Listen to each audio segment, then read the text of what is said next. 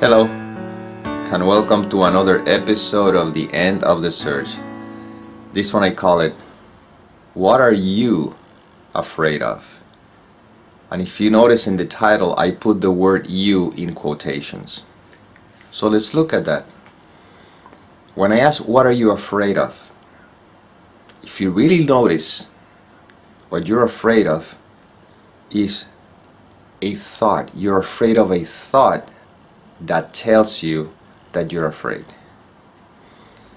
It's not about what seems to be happening or what you think may happen. We're always afraid of a thought that is evaluating, and we're afraid of the evaluation rather than what is actually happening. Now,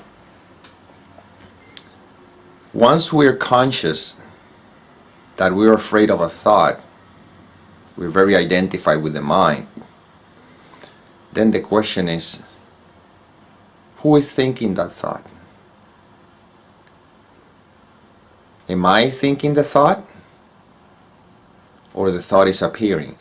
It may appear that once the thought appears, I feed it, and that feeding it is what gives the impression that I am thinking it. But in reality, a thought simply appears. And it lasts for the time that it's supposed to last. We're not trying to push it away. We're not trying to avoid it, because that keeps feeding the thought, you see.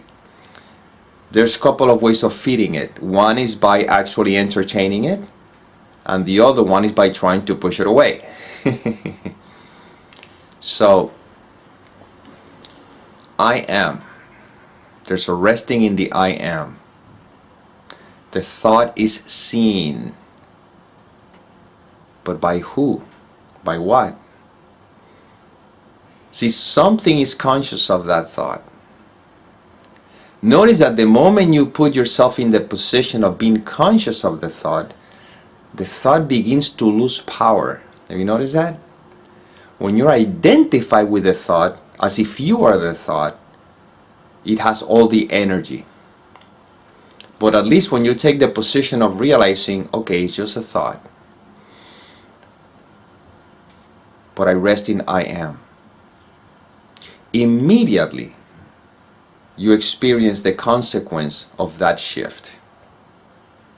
And the fear starts to drop. Because the fear is a story. It's a story that's given to the thought. The thought is not a problem. The story around it is the issue here.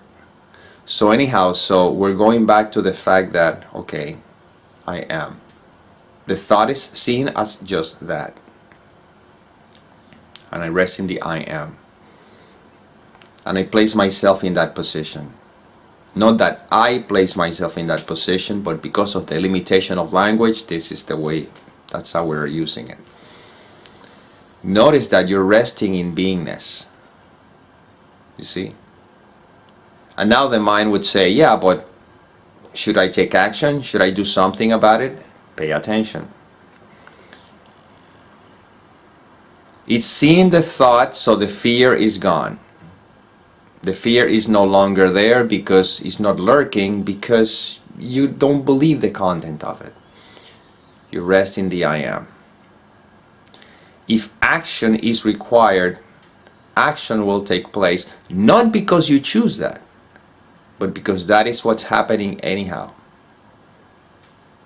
You see, because we are a passenger in the train of life, but somehow we believe that we're the conductor.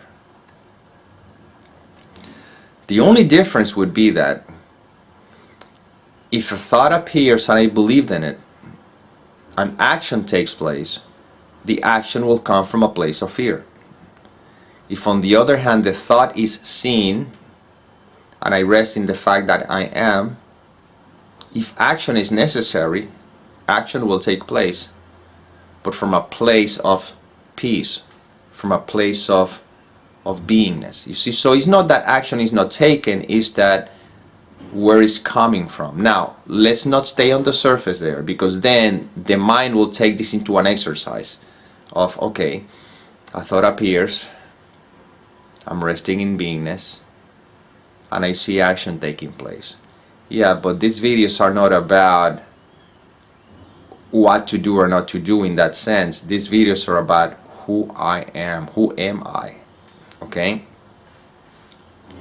So, as the thought appears and is seen, resting in the I am, that which this is pointing to, that I am that you're resting in, is the ever-present, non-conceptual background, which is always, it can never not be. We're always resting there. So there's never a losing sight of what we are. Life unfolds as it will, but I remain as I am. You see? And the I am is not afraid. The I am does not experience concern, fear, or worry or anything. The I am simply is. And you're resting in the I am. And then life, you watch life more like a witness. You see? You're sort of like the witness of the experience rather than the protagonist of it. And you see how events take place. Words are heard. Scenes are seen. Thoughts appear and disappear. Feelings, sensation, they continue, they pass by. But you remain as what is. This is all what these videos are pointing to, if you notice. Just remaining as the fact that I am. And life unfolds, and we find ourselves dealing with every experience as it unfolds, but more like a movie that is taking place rather than me controlling anything. You see? When this is seen clearly, then I ask you again, what are you afraid of? What are you concerned about? All is handled by life, and you are life. But don't put expectations as to, okay, if I just surrender to life, things will go in a particular way. No, things go the way they go. The judgment of how they should go or should not go is the issue here. The believing in the appearances. But when there's a recognition that I am, by nobody, but again, limitation of language, then just watch life unfold with all its nuances, with all its textures, feelings, sensations, colors, thoughts, sounds. But you remain as you are. That's living in the world with a mind that is not of it. Do you see? It's so simple and so obvious, and yet the reason why this seems to be so difficult is because we're believing the content of the mind, we're believing the thoughts. Another thought appears, and then we judge it, and then we just get caught into that because we haven't investigated who I am. And again, the investigation of who I am is very simple. Is that which is ever present, that which never changes. Beingness never changes. The human experience is always changing. Thoughts are always changing, so I must not be my thoughts or the thoughts. Feelings are always changing, so I must not be the feelings. Situations always change, so I must not be the situations. But that which is aware of everything that never changes is more in tune with what I am, because what I am in reality, being non-dual, doesn't perceive anything. There's no perception, there's no subject and object. But the closest we can get to that recognition is by being the witness. And witness is not an active thing. This is interesting because it's not that I am being a witness, it's that witnessing happens. You see? Are you trying to see right now? Are you making an effort to see? Are you really trying to see? No. Seeing is happening. Do you see? You're not making any effort. Are you trying to hear? No.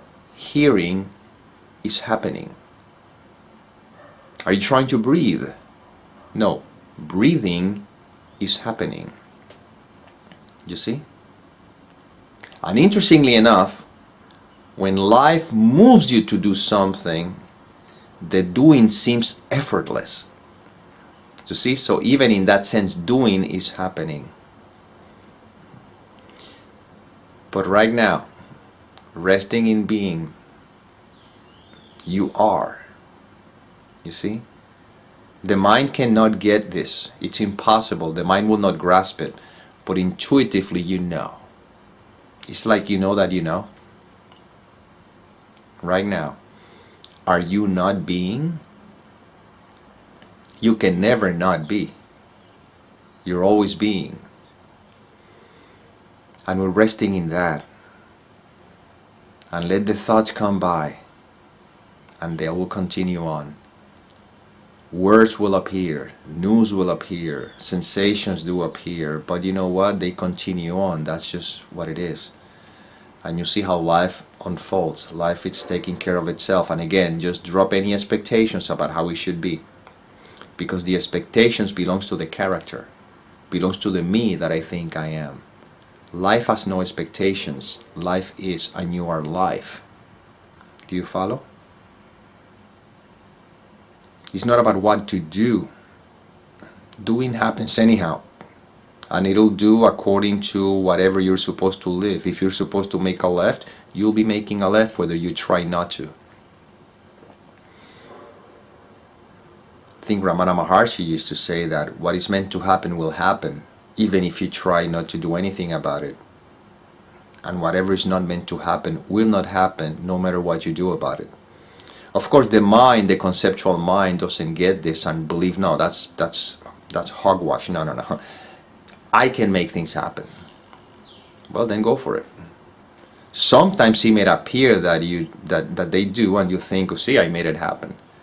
But remember, whatever you think you do has to be preceded by a thought.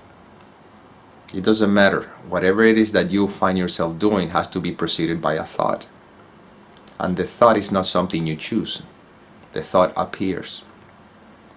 And if you want to question this, if you don't believe this, then I ask you, what is the next thought you're going to have?